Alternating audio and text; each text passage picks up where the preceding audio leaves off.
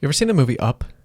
I mean, I know you have. But You mean, have I ever sat on the couch and like bawled my eyes out while watching Up? That's the only way to watch Up. If you're not crying at the beginning of that movie, something's wrong. Dude, those first 3 minutes are rough. They are rough. Anyway, do you remember the part at the beginning where the little kid, like the Boy Scout or whatever, is like, do you need to go? I'm going to butcher this, but he's like, do you need to go to the store? Oh, he's yeah, like, yeah. No. He's like, do you need to cross the street? And he's like, no. He's like, well. Do you need to cross town? Do you need to cross your yard? And the guy's like, no. He's like, well, I have to help you cross something. Yes. Anyway, it's an adorable movie. Watch it with a box of tissues. Like, it's mostly just the first part. Like the rest of the movie's gosh. not that bad, but the first part is just like a gut punch. Yep.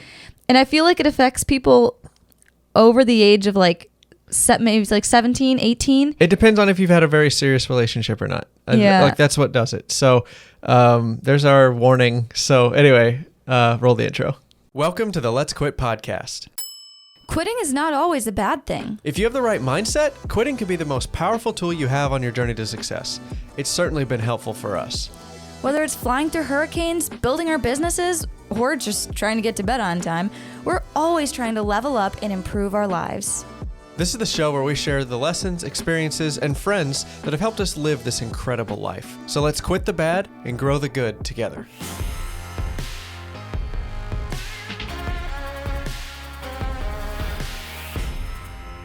All right, so welcome back to all of our listeners. This is your 20th? This is 20th. Wow. Ooh, this is 20, guys. This is cool. If this is your 20th time hanging out with us, welcome back. We really appreciate you. Like a lot. Wow. 20 times. And if you're brand new, welcome to episode 20. We appreciate your presence as well. You know what we also appreciate? Financial support. Yes. So if you'd like to support the show, we don't have sponsors as of this moment for the podcast, but we're listener supported. So if you want to go to patreon.com/jennieanddavis, choose the tier that matches your needs or dreams or desires, we would greatly appreciate that. So or if you just want to share the podcast with somebody, that always helps. Really, that's too. what I want. I don't care. Like that's what we would use the money for. Like to share the podcast share the show. more. So if you share the podcast, you don't need to pay us money. That's a win-win-win. We don't need to, beat your kneecaps to the lead pipe until you're broke. Which we don't have that in us to do anyways. Yeah, officially we don't. Yes. Anyway, share the podcast. We would love it. Give it to a friend who you think could benefit from some of this information. Yep. So what have we been up to? Oh my gosh. Weekly update. This has been, not going to lie, this has been kind of a crazy week. I don't know. It's like a week and a half to 2 weeks. So we went and flew for a few days with our Air Force jobs. Again, just to catch up on some stuff, stay current. Like we have to practice flying in the plane and doing our jobs because, we're part-time. So it gets easy to forget, certain little things, and we got to be all trained up before hurricane season. So we went and did some of that, and it was good. But that was like 4 or 5 days we were gone away from the business, and it's always interesting jumping back in after we get back from a big trip. So it was good. I just felt like we were a little busy. What was the first thing? Let's see. Oh, I got new pants. I know that has nothing to do with what I just talked about. Nope, but you're wearing them right now. But I am wearing my new pants. Anyways, I can't lift my leg that high anymore. They are brand new Lululemon. If you guys have ever heard of Lululemon. Yeah, I've never heard of them. Never heard of them before. Well, I don't know. Some people might. I don't know. We have a lot of guys that listen to this podcast and watch True. our YouTube channel. They might not know what Lululemon is.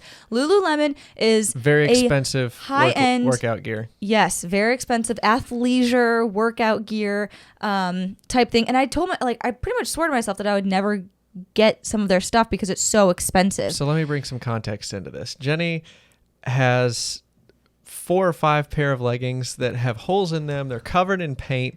They've got bell bottoms. So these are from the late 2000s. Early 2000s, my friend. Early 2000s, really? Yeah, they're old. Oh my gosh. I've had these things since middle or high school. Oh my gosh. So we're looking at these leggings that Jennie has, and they're 15 years old, and she's still hanging on to them. And they look terrible. Just the styles have changed. They're old. They're nasty. They're gross. But they're comfy, and I don't care if I get wood stain on them. Yeah, but you're wearing them in public. No, I know. That's the bad part. I wear them to the post office and stuff. I'm like, that's probably not good. So anyway, I just randomly decided that a week ago or whatever that I was just going to take Jennie to Lululemon. I was going to force her to buy new pairs of leggings, and then I was going to chop up her pants into little bits so she could never wear them again. So here I am. I have new Oh, pants. I did it with your shoes too. Yes. Okay. Okay. Yes. So I had a pair of shoes from Walmart and they looked really cool. And I was shocked. I was like, Walmart shoes, these look pretty like in with the times. Like these are some cool looking tennis shoes. And they were, but they were like $9.99 from Walmart. And so they really only lasted. I got my $9.99 out of them. Let's put it that way. More than that. You got about $30 worth They were out of those $10 shoes. They were looking rough. The soles were like peeling off. There's a hole in the bottom.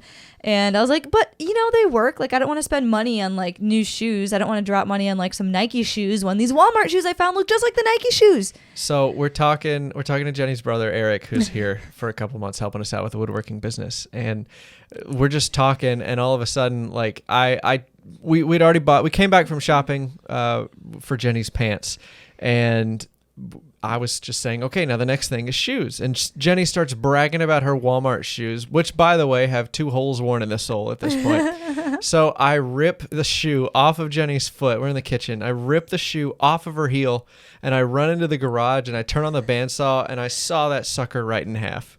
Maybe that's what happened to the bandsaw this week. No. If anybody watched the video, our bandsaw got jacked up. No, this was not the problem. I don't know. Post bandsaw Might have been the problem. Nope. Anyway, so I saw Jenny's shoe in half because she was just going to wear them forever. She was never going to buy her own shoes. So probably. Anyway, then we went shoe shopping the next day. But anyway, this is what I have to do to get Jenny to wear nice clothes is to like destroy her other ones so she has no choice but now, to go buy new ones. Now I'm looking super fly with my Lululemon leggings and my nicer tennis shoes. Hey, you got Nikes, right? Yeah, I did get Nikes. I haven't bought a pair of Nike tennis shoes in a very long time. Yeah. Like brand name. I don't know, man. Anyways, so that was that. That's fun.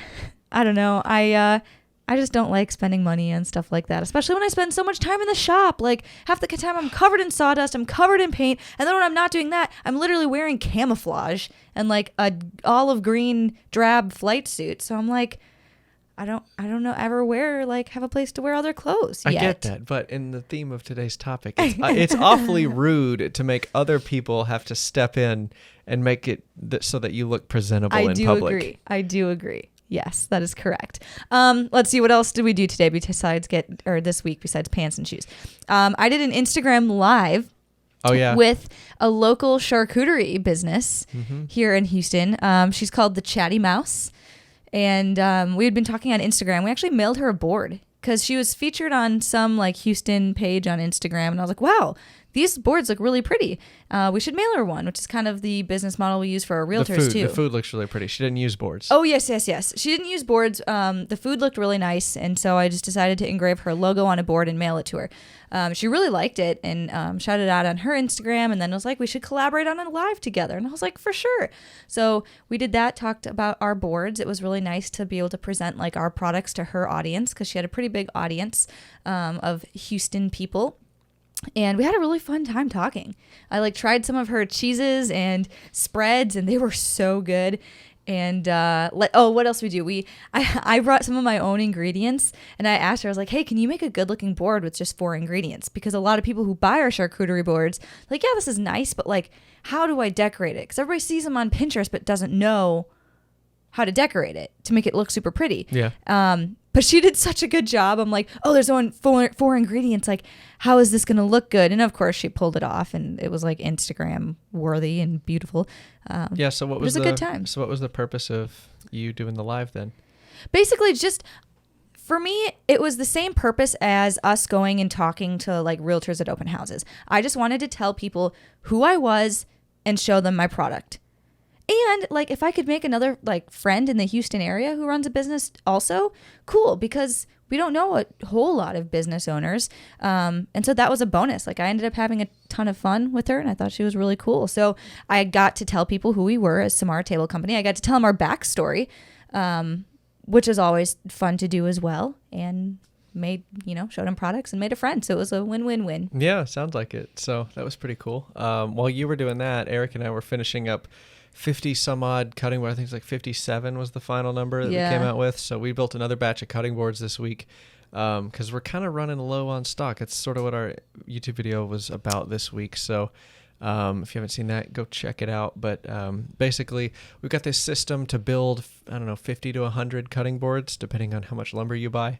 And we're just running through that checklist again. And we had a little bit of issues with the bandsaw, but we got that ironed out. Took a little longer than we were hoping it would, but everything worked out just fine. So it's cutting great. And we actually, with the new blades we got for our bandsaw, we found out that we can make more boards than usual out of one batch production cycle. Right, because normally there was a lot of inconsistency with the strips we were cutting out on the bandsaw. And so to account for that, we were cutting thicker strips that we could then mill down to size later in the process. But now that our bandsaw cuts so straight and so perfect, we can really reduce the size of those strips. There's basically zero waste. Right. Well, I wouldn't say zero waste, but it's significantly less way waste than there was. So anyway, I think we could pull an extra 10 boards out of a batch now with all these extra wooden strips we're going to be able to make because we're doing them thinner. So that was super exciting. Really helpful. But also, I don't know, I guess some bad news. It's not bad news. It's just news. All news is bad news, I guess. If you look at it with a pessimistic point of view. Well, anyway, that's not hard to do. YouTube is taking a dip for us. We were on fire. It seemed like 3 months ago or 2 months ago, I guess, we could have uploaded eating a peanut butter sandwich and it would have popped off and gotten 25,000 views, which is huge for us.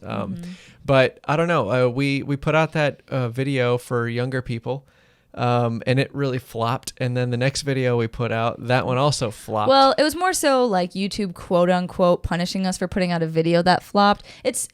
Which officially YouTube doesn't do, right? They've got statements that say oh, if your past video flops, your next one, it isn't guaranteed to flop. But we'll still serve it to people we usually do. You get less, right? So there's only so many eyeballs on YouTube. And if people are not watching all of your video or they're leaving the app or they're clicking on something else, then YouTube has no incentive to show your video again. So you sort of have to earn your audience back from YouTube if you upload a few stinker videos. But yeah, it was one of those things where we knew it was going to happen when we uploaded the video for the selling for younger kids. We're right. Hey, and we talked about this last week. Yeah, exactly. It's not our audience, so we knew it was going to flop, but it was really worth it because we got so much positive feedback from. Right. For the fewer people that video targeted, it really helped them. And so, that's what makes it all worth it. So I don't mind so much. That's why we're doing it in the first place. Really, I don't know. So. But hopefully that cutting board video sort of, pulled us back out of the trenches. I don't know. I think I just got a good feeling about this video.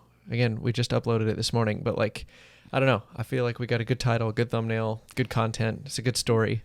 We'll see. Future Jennie and Davis will know. We will see. Not us.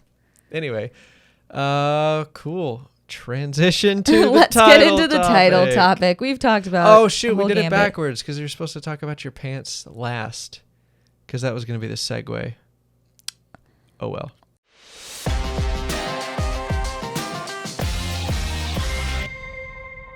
Oh, well, now you know about my pants, and we're going to jump into the quote. So, the title of this podcast is Quit Being Rude. So, our quote for today is by Eric Hoffer, and it says, "Rudeness is the weak man's imitation of strength."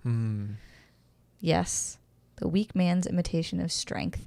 So, I guess, what is that?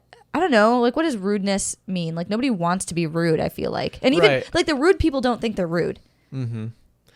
Necessarily, right? Right. Or even if somebody is acting rude, they feel justified in their rudeness. Yeah, so, I guess that's a better word to use. I don't know that, I don't know how much I buy.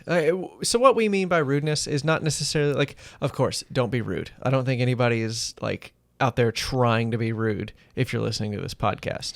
I think it's people not realizing what comes across as rude or, that. That's basically it. Is people are kind of unconscious of the things they do that come across as rude, and they just have no idea that they're doing it. They don't necessarily mean to. And I'm sure if they knew how it came across to other people, they would want to stop. Right. So I guess the punchline we're trying to say by quit being rude is there are sometimes some things that we do that unfortunately get interpreted the wrong way and are sometimes objectively rude to other people. So today we're going to talk about that and sort of how to undo those things and behaviors just so that you can be a nicer guy or girl all around. Yes. So we're all about being good people here, right? Yeah. So the first thing that we might not be aware of is that we're always trying to get a good deal for ourselves. They did this experiment on fairness. I heard this in some other radio show or something. Oh, I think I remember you telling me about this. Maybe in a Chris Voss thing. Anyway, we'll put it in the show notes if we can find it. Yeah. But it was basically a study on fairness. And what they did was they asked two people. They said, okay, you're both walking down the street. I don't even remember. Oh, yes. It was somebody offered them like a $10 bill. It was like the person doing the experiment. I got it. You got it? I got it. You're welcome for jogging your memory. Thanks. That was rude. All right. So you're walking down the street and you see $10. You and your friend just happen to find $10 on the ground. And they're talking about how to split it. And so the experiment goes like, well, what do you think is fair? It's $10. Your buddy spotted it, but your other friend is there also.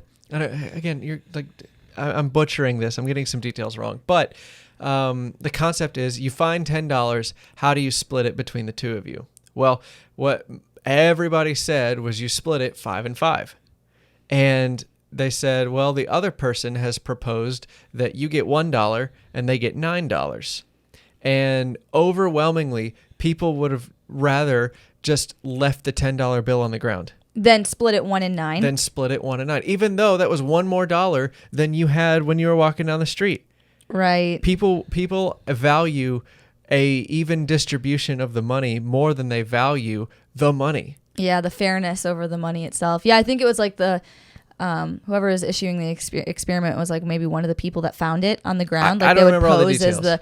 But yeah, it's like, oh, well, what if we split it 3 and 7? And they'll be like, well, that's not fair. It's like, right. Well, you didn't even have any money before you found this on the ground. And that was the whole point of the study, was to show that like you could get away with like a 6-4 split or something like that. But like once you got to 7 and 3, like more people elected to just leave the $10 on the ground than they would like split it unevenly. That's crazy. Isn't that nuts? Yeah. So it's just crazy how like our brains are wired to do that too. Yeah. Like, yeah.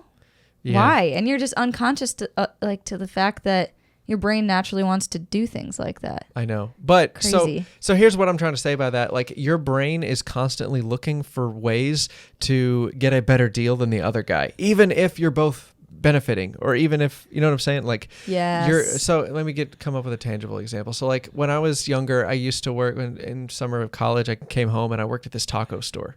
A taco store. There's no such thing as a taco store. It was a Mexican restaurant. It was like a fast food. It wasn't Taco Bell. It was like a nicer, like it was Taco Bell served real meat. That's kind of the place that we worked at. And so there was this one girl, and every day she just made everybody's life miserable because she was under the impression that she was only getting paid her like $7 an hour or whatever to operate the drive-through headset.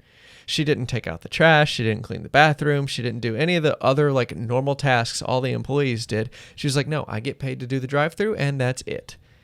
And I'm like, well, anyway, like we were all like irritated at this person, but like, it was just so miserable for everybody because she would like cancel shifts. She wanted a flexible schedule, and she's like, you're not paying me enough for this. And, like she was just constantly looking for a good deal for herself, and she gave like no regard for anybody else on the schedule. So again, we all aren't doing this as maybe overtly as she was doing it, but we're all doing that in some way. Like you always want to seek out the best opportunity for yourself. Right. So just like with the little $10 experiment or whatever, just know that like you're going to be jealous even if everybody wins.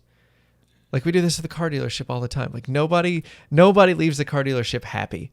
Like if you do, it's only because the other person is pissed off and angry and like crushed. Right. Like nobody leaves happy. Like, oh, we both got a great deal. This is so wonderful. Right. I got a fair price on the car and the dealership made money and I didn't overpay. And like that doesn't ever happen. No, the stories you hear are, bro, I just walked off the lot and guess what I got this truck for? I got it for, $18,000. I talked him down $5,000. You want to brag how you got so much more out of the situation than the other side. I tell that story all the time. Yeah. You got after you totaled your car, you went and bought another one like 2 days later You pulled that salesman's pants down in like figuratively in the dealership. Like you stole it from him. But like that's what we get excited about. Like your brain is looking for opportunities to screw over other people, as well intentioned as it might be. Yeah. So you just got to kind of like know that and say, okay, how am I assuming a good deal for myself? Is there a way that we can make a good deal for everybody?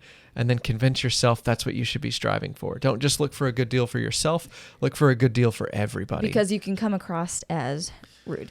Right. And that's more along the lines of the abundance mindset, which is what we talk about with the action step later. Yes. But so we'll hit that we won't get ahead of ourselves. We will definitely touch on that in a little while. So point number 2, this is something else we've noticed, Jenny. Don't one up people in conversations. I know, like, you can think in your head right now, you're thinking of one person who does this constantly, where you'll say, oh yeah, man, I started my woodworking business this week. Like I built this really cool birdhouse. I built it out of pine. You built a birdhouse? Let me show you. I built cornhole tables for my uncle, and look at these pictures. They're way nicer. They were made out of oak. And you're like, cool, dude. I was just telling a story about how I started my business and I built a little birdhouse and I was excited about it. Nobody needed you to swoop in here and brag about how you built a bigger one. Have you seen out of hardwoods? Have you seen the Brian Regan comedian yes. sketch? He's safe to watch with kids. It's really fun. But he's got one about like a wisdom tooth story. He's like, you ever heard anybody tell their wisdom tooth story? You're always going to get somebody in the back of the room that like has I'm not doing it justice, but like you got to go look it up. Anyway, it's just really funny. It's because what was his? He was like, or if you're at dinner and people are telling stories like, oh yeah, well I work at the 4th largest law firm in the entire country.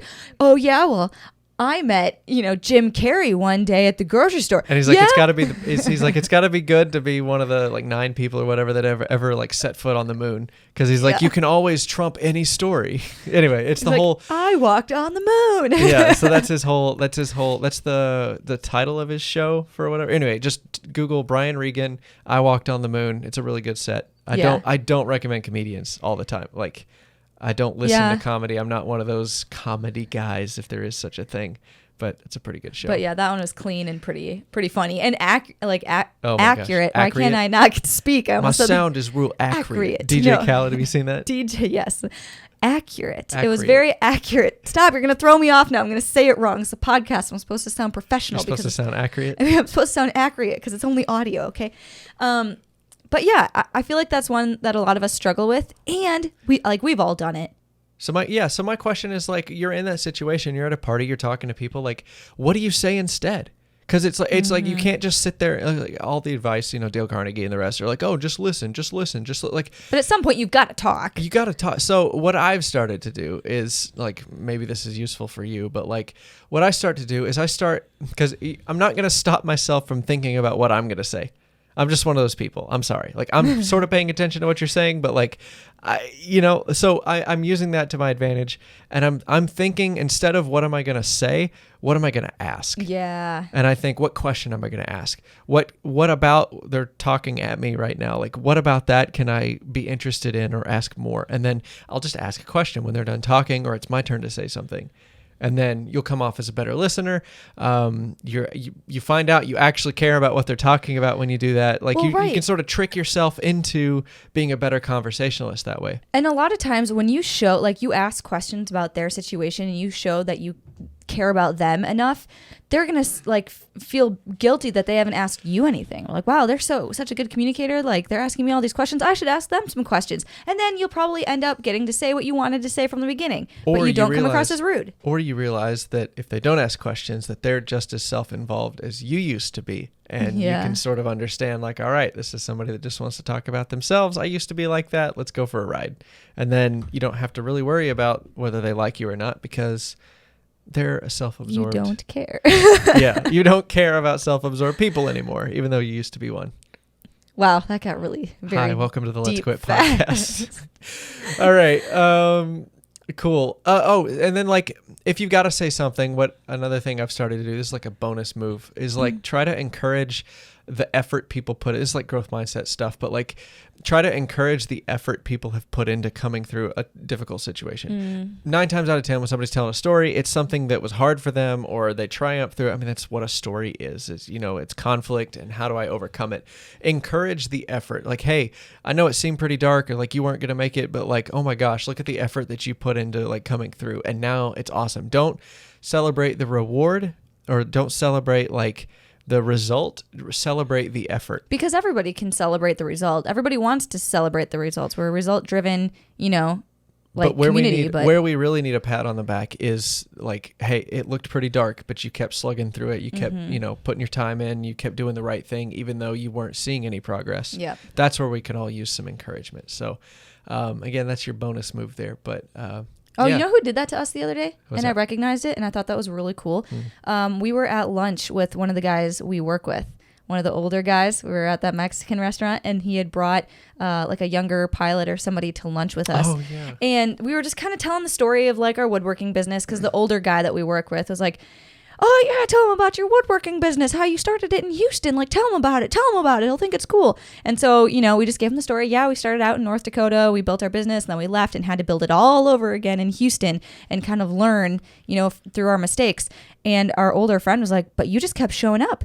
Like, every issue that you had to tackle, you just kept showing up every single day. You woke up ready to tackle the problem. And I was like, wow, nobody ever compliments like the hard work we put in. Everybody just says, wow, you sold $2,000 worth of whatever. Oh, That's you've got awesome. such a big channel. So many people watch, which is cool. Like, I love hearing that. But like, where my insecurity, like, or not even insecurity, but like where I really feel fulfilled when I'm encouraged is when people encourage effort. Yes. And like, hey, I understand that was rough. That for 2 years you spent hours and hours and hours editing, 50 videos. Just for 30 people to watch them. Yeah. Yeah. So anyway, that was cool. Yeah. It was very meaningful. And it was one of the first times where I was like, wow, somebody really congratulated my effort. And that felt really, really good. I'm going to remember that for a long time. Yeah. Well, this guy's great. Like he's just all into cool. the growth mindset stuff. He's just one of those cool guys. So anyway. We like him. Yeah, we do. Cool. So 3rd point, sometimes, Yes. This is a lesson Jennie had to learn the hard way. Sometimes your help isn't wanted and you end up wasting people's time. Yes. Sometimes the little old lady doesn't want to cross the street. Sometimes. And you are bothering her because she just wants to sit on her porch and have a relaxing evening. She doesn't need you helping with your Boy Scout patch crossing the street. Not everybody wants or needs your help. Yeah. Yeah, man. Everybody knows that one person that always like is trying to get in your chili and I'm just trying to help. I just want to help. You're like, and it's hey, like, dude, yo, that's great, but like, go away. Yeah. So like, and we all know who we're talking about. I don't think we need to like belabor this point anymore, but like identify if you're one of those kinds of people and like, if you don't think you are, like, you are. You are. I remember back in North Dakota when I was working my old weather job, I would have to do a lot of briefings. That was like one of my main tasks. What's a briefing? Some people might not know that word. I'm sorry. Yes. Presentation. Okay, a presentation. In the Air Force, we call them briefings because it sounds more intense, and I don't know. Anyways, we call them briefings. So I would basically just be presenting a forecast to somebody. Say, hey, for your date, your mission date, you're going to go out on this day, and it's going to be rainy from 2 to 4, and then the next day you're going to have thunderstorms from 3 to 7, whatever. But as weather people, we're obviously like way nerdier than the majority of the people listening to our presentation, and so a lot of times we'll include things that people don't necessarily need to hear. And it's kind of a hard thing to realize, like, hey, people don't care and people don't need all the nerdy information behind what's happening in the forecast. They just want to know if there's going to be lightning outside when they're trying to do cool things. And that was like a realization that hit me, like, wow, I am making this brief so much longer for people because I'm giving them information that they don't care about. Like, wouldn't it be great if we could just end this 5 minutes early and I just give them what they care about and we all leave? Right. So for anybody that's like unfamiliar with this, so like pilots or operators of any kind will come in before a mission or something, and 8 to 10 people, sometimes more, sometimes less, will come in and give a little presentation on their area of expertise. So like let's say you're a pilot.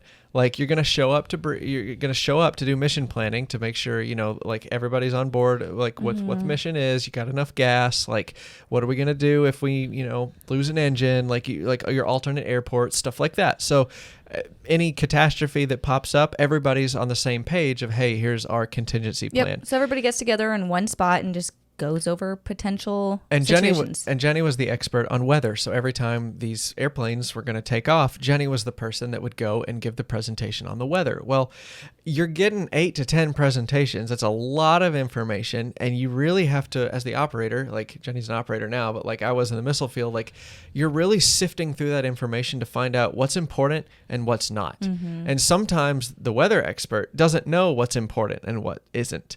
And like Jennie's brain is wired to give all the information so that you can make the best decision. Well, in a perfect world, that'd be great. But when you've only got an hour and there's 8 other people trying to present, you got to narrow it down and you got to kind of do that, filtering job for them. And then guess what? If you're the cool dude that like shows up and you're like, hey guys, it's weather. You got nothing. Sunny skies all day. You might have some rain in the evening. Have a good flight.